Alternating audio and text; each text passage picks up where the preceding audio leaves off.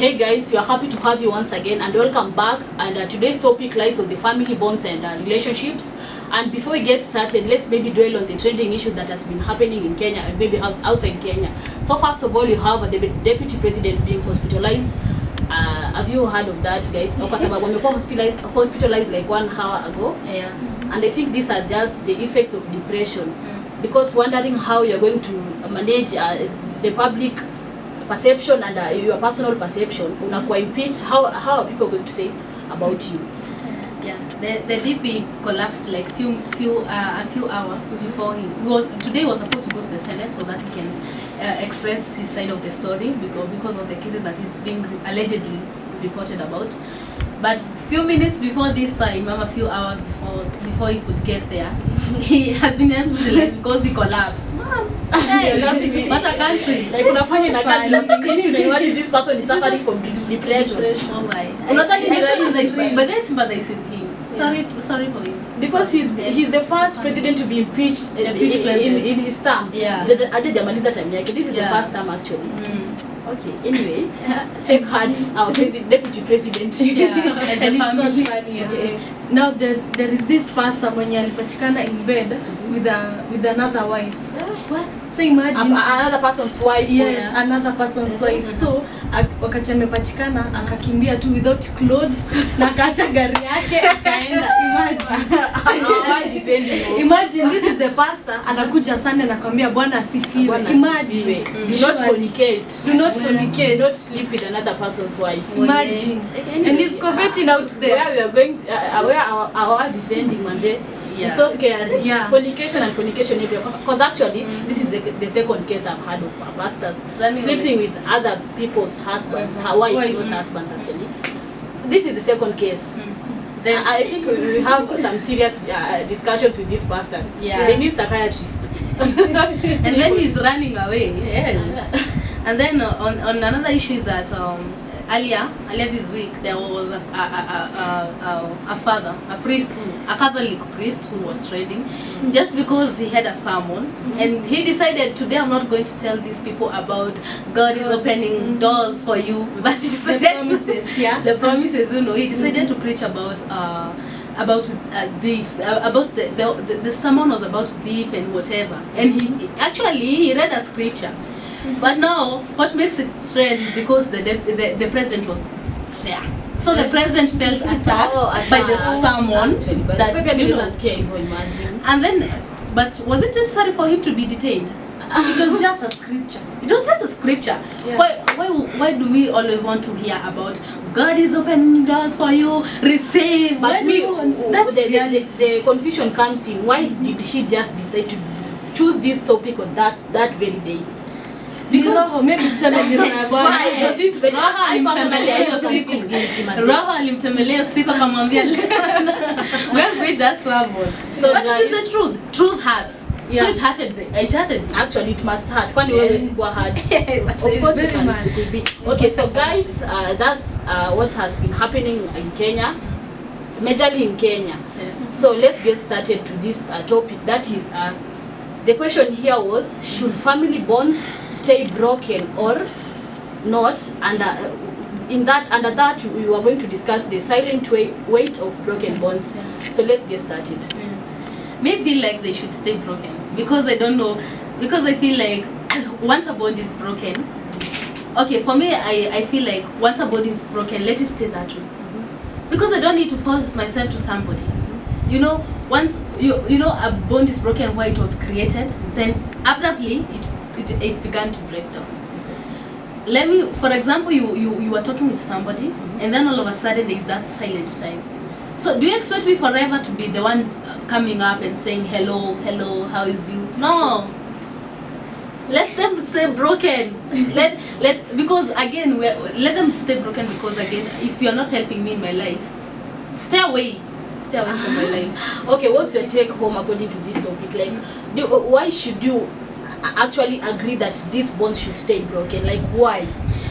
What's this mistake that a person did to you that you decide to that I must keep grudges, I must not talk to this person, let's keep distance. I not to collide in any way or the other. Like, maybe I just decide to keep quiet, silent. Why should you decide that? And on the other hand, In the Bible, the God says that now forgive and forget. Yeah. Why should you decide to? I feel like, okay, I know many people say that one, if you're my mother's enemy, then you're my enemy. No. Because we are in families where cousins are not talking just because their moms got a grudge, and so you're carrying also the grudge. Sometimes I feel we do carry it because you live by the way you found the family living. If I found my dad not talking to the brother, do you expect me and my cousin to be that close? No. It will never be. It will stay that way. One, because in one stage, because I needed your help, and you didn't come up to help me, and I knew absolutely very well that you can help me. So kwanza, if my bond is broken where I know that nipigie simu kwambia hello nisaidie hivi na hivi, and I know very well that you are capable of doing it, and then you don't help me, that is where the bond breaks. Because why am I staying with the bond where there's no benefits? Why? And this, I think, actually lies greatly on parents.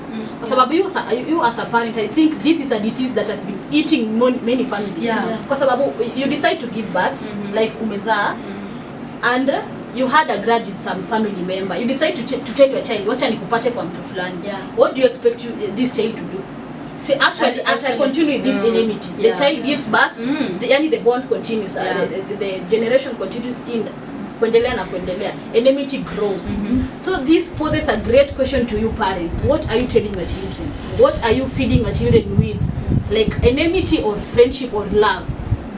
Ama? I saw a video on TikTok where a girl was addressing about the bonds, and she was literally saying that in future, if I get kids, like my kids will have a close relationship with my friends who we have been with together, the journey they have been helping me, more than my cousins, my aunts, you know.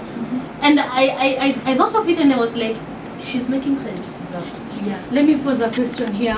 Let's say you are in this situation, like for example, your aunt has killed your father. What can you do? Can you forgive this person or not? But I guess you should forgive and forget actually, because why should you hold grudges? Remember, when you forgive, hiyo bado unasikia that pain iishi. No, it's a fresh wound, you see. Yeah. So And it is always going to be there.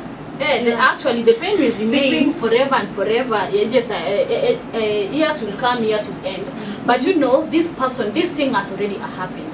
What can you do to mend this? A person is already dead. Can you raise that person from the grave? But you can just avoid this person. You can't avoid this person. Remember, the person has gone. Let me give you a context in this way. You had like a family member killed your mother.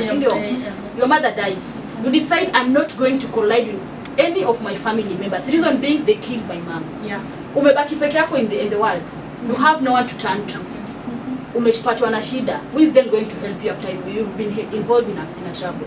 Who is then going to help you? Uliacha familia, friends wamekutenga. Sometimes friendship is not actually the strongest bond. See, not just the strongest bond. Some break. You are in a problem. You have no one to turn to. That person you're only relying on is already dead. What are you going to do? But just lower my ego first and go and talk to them. If they refuse, it's okay. You know, you can't force relationships. Exactly. You can't force love. You can't. Yeah. But I think of people who are like, maybe you were raised by a single mother, and then you come into the future where you've grown up, and then your father is looking out for you because you have achieved, you are successful.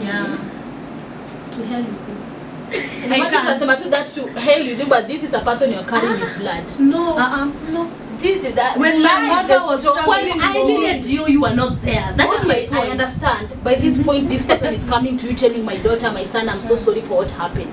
By then, it was so angry in that you can't even face this person, address this issue that you are going through. But it has happened. It already dwells in the past. Okay. You will remember the challenges you faced. You with your remember, mother. yes, but this person is a person you're carrying his blood. Utakumbuka, After all, release your something father. can happen to you. You can get involved in an accident. Your mom's blood is not compatible with yours. The person you refuse to create a bond with is only your father. What are you actually going to do? What are you actually going to do? Okay, me for myself, I don't hold such particular grudges where like I will not talk to you and whatever. But I will like, okay, if we meet in certain ways and I have to say hi, I will say hi to you. But in my life I pray to God that I avoid circumstances where I will find myself asking for help to those people who betrayed you. Yeah, actually that's the take home. Yes, Katai, that's the take home. To me, actually, I don't see the point of these people betrayed you at such a time that you needed help. And they come to you asking for the bond back, the broken bond back.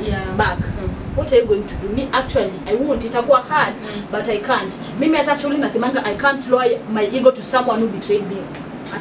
Siwezi lower. Afadhali ni struggle for myself, I stand for myself and get solutions to my problem. I can't lower my ego to a person who betrayed me once again. This person highly relies on me and I can actually do anything to hurt this person. Only because you went and lowered your ego and started begging, I'm so sorry, we were saying sorry for a person who betrayed you. And actually on the other hand, this is the person who should actually be saying sorry to you. And that person can, if you come together, they will just try to continue with that. They'll just sometimes I fail to understand in situations where a brother and a brother, a sister and a brother are not talking to each other. Man, I feel that's a big weight where like you can't talk to your and that's actually where our point number 2 comes from. The silent weight of these broken bonds.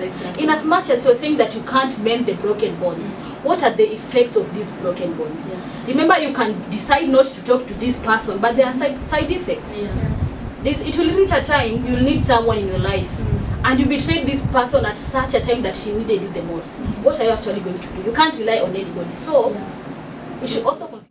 Alafu by the way, sana kwa mazishi hawa tu ndio wanapeangwa wasome tribute sana. Ni kama wanapewa shati, wanapewa shati. Unaambiwa tu Nairobi simameni, mnapewa soda, nyinyi wengine mnakunywa maji. Na ni kwenu kama mazishi ni ya shosho, yeye anapewa shika picha akiongoza.